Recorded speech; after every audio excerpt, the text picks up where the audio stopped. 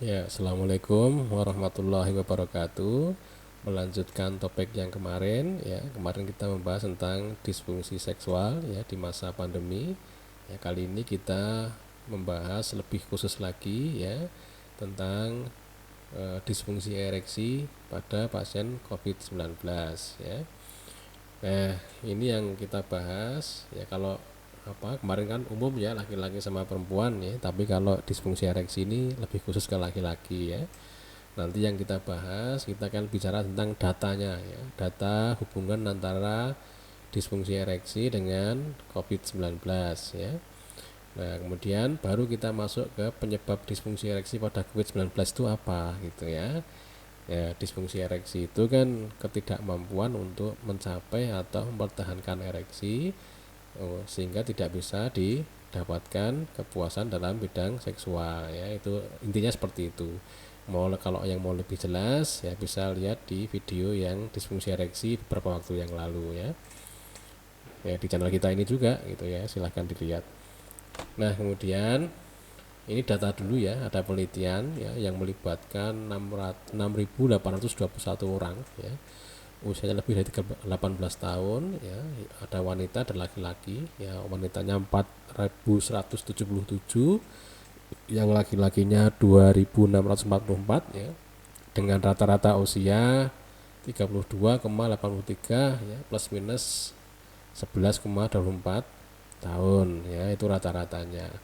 Nah, dari laki-laki yang ikut penelitian itu ya, 985 diantaranya ya mengikuti seks COVID cohort ya.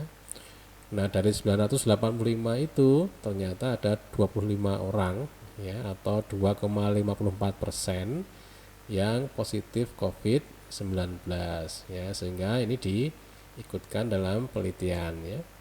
Nah, 100 orang dilibatkan ya, ada 25 orang yang kena COVID tadi itu ya. Nah, ini sebagai kontrolnya ada 75 orang yang negatif COVID ya, tidak kena COVID ya.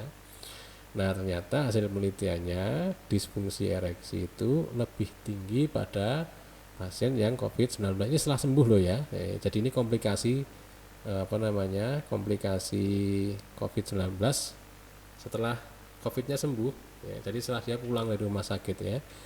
Jadi ternyata disfungsi ereksinya itu pada pasien yang kemarin ya, yang sudah pernah terinfeksi COVID-19 itu lebih tinggi daripada yang bukan COVID ya, yang kontrol itu ya. Nah, kalau penelitian itu ya kemudian diolah lagi secara statistik, ternyata memang COVID-19-nya itu secara berdiri sendiri dia memang mempengaruhi disfungsi ereksi ya, terbebas dari faktor kejiwaan, usia, dan indeks massa tubuh ya. Nah, itu datanya ya. Jadi memang pada pasien dengan COVID ini pada laki-laki ya bisa ada komplikasi disfungsi ereksi ya.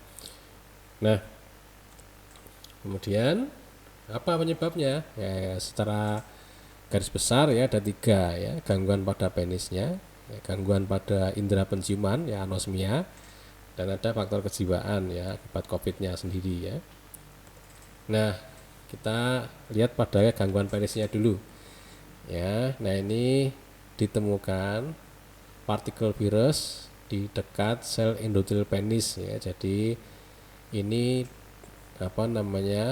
datanya didapat dari pasien pasca COVID-19 karena disfungsi ereksi, kemudian dibuatkan prostesis penis ya, sehingga pas memasang itu diambil sedikit jaringannya ya.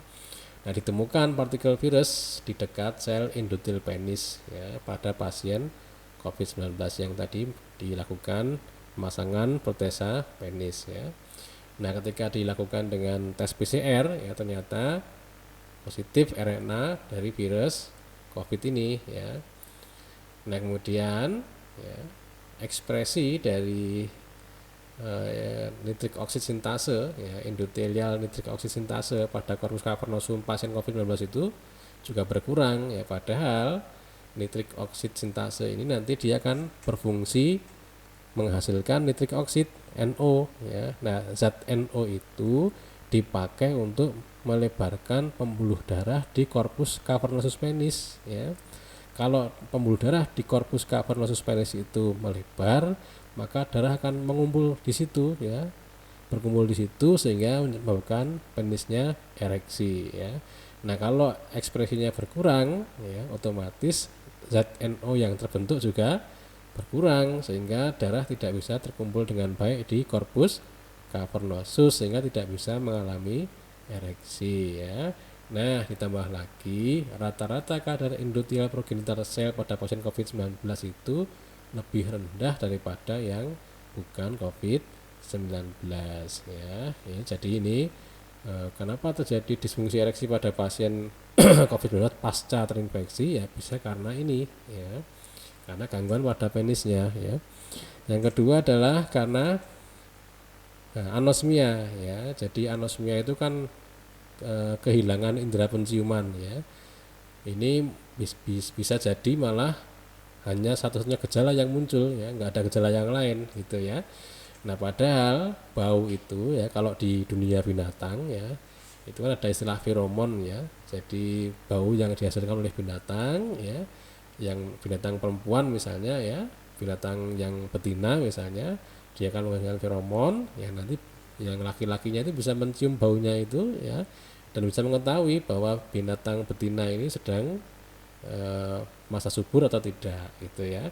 Nah, itu yang nanti menuntun binatang untuk menjalin hubungan seks dengan sesamanya ya, maksudnya sesama binatang ya, dengan binatang laki-laki dan perempuan itu ya. Nah, bagaimana pada manusia ya, meskipun pada manusia belum pasti ditemukan adanya feromon ya, namun ternyata tidak bisa disangkal bahwa bau pasangan itu bisa menjadikan munculnya rangsangan tersendiri untuk memulai terjadinya hubungan seks ya. Nah, karena adanya gangguan anosmia ini ya, sehingga tidak ada gairahnya. Nah, kalau tidak ada gairahnya ya tidak bisa ereksi ya.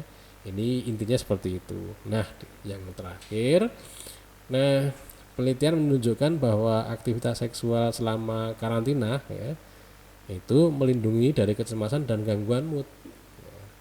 Sebaliknya ya, kecemasan dan gangguan mood itu menyebabkan disfungsi ereksi ya. Nah, ini pernah kita bahas ya minggu kemarin di apakah ada disfungsi seksual pada pandemi ya. Bisa dilihat lagi ya, silahkan. Nah, ini referensi yang kami gunakan ya. Nanti yang mau memperdalam silahkan membaca sendiri ya. Terima kasih. Assalamualaikum warahmatullahi wabarakatuh.